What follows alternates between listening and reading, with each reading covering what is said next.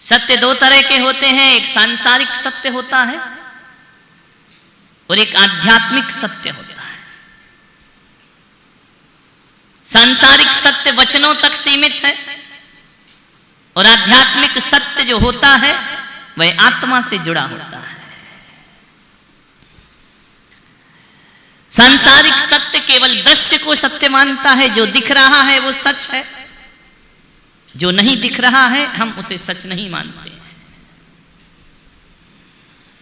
सांसारिक सत्य होता है कि किसी ने यदि वृक्ष को खंबा कह दिया तो हम कहेंगे पागल है क्या, अच्छे से देख, वो खंबा नहीं वो पेड़ है। और वो आदमी उस वृक्ष को जान गया तो हम कहते हैं सत्य को जान गया। ये सांसारिक बातें हैं। अध्यात्म का सत्य अलग है।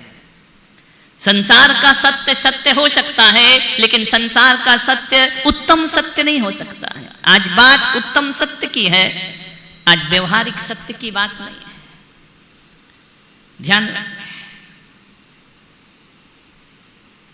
एक संत से एक व्यक्ति ने पूछा, आप बड़ा अच्छा प्रवचन करते हैं, बड़ा अच्छा उपदेश करते हैं, सत्य के बारे में बहुत कुछ बोलते हैं, जरा ये बताओ आपने आज तक कितनों को सत्य दिया है, आप कितनों को मोक्ष दे पाए, आप कितनों का कल्याण कर पाए, और यदि नहीं किया है तो फिर इन उपदेशों से क्या होता है। मैं भी 4 दिन से कर रहा हूं ना, मिला क्या है तुमको? कुछ नहीं, जैसे थे वैसे ही हो। वेश बदला है, भोजन बदला है, स्थान बदला है, वृत्तियां तो वैसी ही है। संत से पूछा कि आपने आज तक किसी को सत्य दिया है क्या? संत ने कहा मैं तो रोज सत्य देता हूं। तो कितनों को सत्य मिला? तो संत ने कहा एक काम कर, जा अपने गांव में जा और आज एक लिस्ट बना कर ला, और एक एक घर में एक एक व्यक्ति से पूछना कि तुम्हारी आकांक्षा क्या है, तुम इस जीवन से चाहते क्या हो, तुम्हें क्या चाहिए। वो आदमी गया, सुबह से शाम तक लिस्ट बनाते रहा पूरे गांव की। कोई कहता है कि दुकान अच्छी चले, किसी ने कहा कि यदि संत कुछ दे रहे हैं तो शादी नहीं हो रही है बच्चे की, कहीं सेटिंग हो जाए। किसी ने कहा कि 10-10, 20-20 साल हो गए, रिजल्ट नहीं है, एक आध बच्चा हो जाए। किसी ने कहा फैक्ट्री चल जाए, किसी ने कहा मकान किराए का है अपना हो जाए, किसी ने कहा बैंक बैलेंस हो जाए, किसी ने कहा कि हमारी बहू झगड़ालू है उसका स्वभाव बदल जाए, किसी ने कहा मेरी सासू का नेचर बदल जाना चाहिए। संत के पास कहते हैं जब शाम को लिस्ट आई तो संत ने कहा कि पढ़ो जरा लिस्ट में किसने क्या मांगा है। हजारों लोगों की आकांक्षाएं सब रही संसार की, एक ने भी उसमें नहीं लिखा कि हमें सत्य चाहिए, हमें मोक्ष चाहिए, हमें निर्वाण चाहिए। तो संत ने कहा बताओ, जब तुम्हें चाहिए ही नहीं है तो मैं तुम्हें क्या दे सकता हूं। ध्यान रखिए, जब तुम्हें परमात्मा चाहिए ही नहीं तो मैं कैसे दे सकता हूं, जब तुम्हें सत्य चाहिए ही नहीं तो कैसे दे सकता हूं, जब तुम्हें अपने जीवन का उत्थान चाहिए ही नहीं है तो मैं कितना भी प्रवचन करूं तुम्हारे जीवन में कोई फर्क पड़ने वाला। जाओ, मुझसे मत पूछो कि मैंने कितनों को सत्य दिया है, जाओ और देखो कितना लोग सत्य को चाहते हैं। ध्यान रखिए, सत्य की बातें करना अलग है और सत्य को चाहना अलग। कितने लोग सत्य को चाहते हैं, विचार करिए। मैं पानी दे सकता हूं, प्यास तो तुम्हारी अपनी होगी ना, कोई किसी को प्यास कैसे दे सकता है। मैं भोजन की व्यवस्था करा सकता हूं, भूख थोड़ी दे सकता हूं। ध्यान रखिए, वो तो तुम्हारा अपना है। मान्य भाई, मैं तुम्हें भगवान के बारे में बता सकता हूं, लेकिन यदि तुम्हें भगवान नहीं चाहिए है तो मेरा बताना व्यर्थ हो जाएगा। मेरा बताना व्यर्थ नहीं, तुम्हारी चाहतें व्यर्थ हैं, तुम्हारी आकांक्षाएं व्यर्थ हैं, तुम्हारी इच्छाएं व्यर्थ हैं। सत्य क्या होता है? उत्तम सत्य। वचनों से संबंध नहीं है सत्य का, वचन से संबंध तो सांसारिक सत्य का है, छोटे मोटे सत्य का है। किसी बच्चे के जेब में रुपए हैं और आपने पूछा कि बेटा बताओ कितने पैसे तुम्हारी जेब में है तो 100 रुपए, बच्चे ने 20 रुपए बताए, तो आप क्या बोलोगे? क्या बोलोगे? झूठ बोल रहा है ना, असत्य बोल रहा है ना। और यदि बच्चे ने 100 के 100 बता दिए तो आप क्या कहोगे? सच, अरे ऐसे सच में क्या रखा है मेरे भाई, इससे चेतना में क्या फर्क पड़ता है, जिंदगी में क्या फर्क पड़ता है। ये तो व्यवहारिक सत्य है, ये तो सांसारिक सत्य है, ये तो वचनों का सत्य है। यदि 100 रुपए भी बोल दिए तो जिंदगी में क्या फर्क पड़ेगा, और 20 रुपए भी बोल दिए तो तुम्हारी चेतना में क्या फर्क पड़ने वाला है। आप इसे ही सत्य समझते, आप कहते हैं हमसे झूठ नहीं बोलना, सच भी बोल देगा तो उससे तुम्हारा कौन सा व्यवहार बदल जाएगा। ध्यान रखिए, आदमी तो वही का वही रहेगा। मान्यवर, मैं जो बात आपसे कहने जा रहा हूं, जो चीजें बाजारों में मिल जाती हैं वो सत्य नहीं होती हैं, और जो चीजें बाजारों में नहीं मिला करती हैं वो हकीकत में सत्य हुआ करती हैं। ध्यान रखना, रुपए पैसे से आप इज्जत कमा सकते हो, रुपए पैसे से आप मालाएं पहन सकते हो, रुपए पैसे से अपना नाम लिखा सकते हो, रुपए पैसे से मंदिर बना सकते हो, रुपए पैसे से आप मूर्ति रख सकते हो। लेकिन एक बात ध्यान रखना, रुपए पैसे से तुम भगवान नहीं बन सकते हो, रुपए पैसे से तुम मूर्तिवान नहीं बन सकते हो, रुपए पैसे से तुम मोक्ष नहीं पा सकते हो। जगत की चीजें तो पालोगे, वो जो जगत का जो पाया है, अध्यात्म कहता है वह सब असत्य है, और जो भीतर का है वह सत्य है। एक बात बताओ, तुम्हें यदि मरुथल में छोड़ दिया जाए, रेगिस्तान में छोड़ दिया जाए, जहां चिलचिलाती धूप हो, पानी ना हो, और आपको प्यास लगे, तो आप क्या करेंगे? पानी की चाहत में भागेंगे?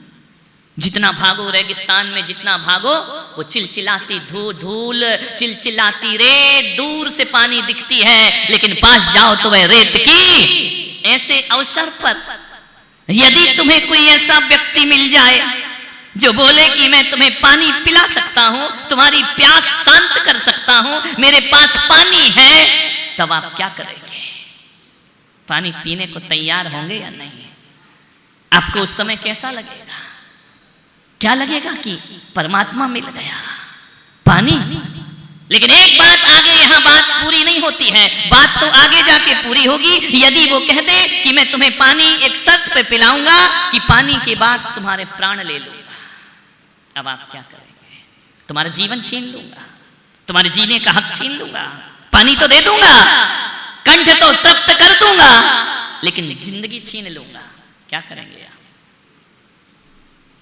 ईमानदारी से सोचिए। एक तो बिना पानी के तड़प रहे हो, पानी पिलाने वाला पिलाने को तैयार है, कीमत दोगे क्या? मूल्य दोगे क्या? वो जीवन छीन लेगा, क्या करोगे आप? उत्तर दीजिए। पानी पियोगे या नहीं? है? कलावत जी, लिखा पढ़ी में कुछ नहीं रखा। यदि वो बोले कि पानी दो, पानी लो और प्राण दो, क्या करोगे? पानी मांगोगे या प्राण दोगे? बोलो बोलो, प्रश्न है आपके सामने खड़ा है। आप ऐसी जगह पर चले गए जहां पानी नहीं है, उसने कहा मैं पानी तो दे दूंगा लेकिन जिंदगी छीन लूंगा, क्या करेंगे आप?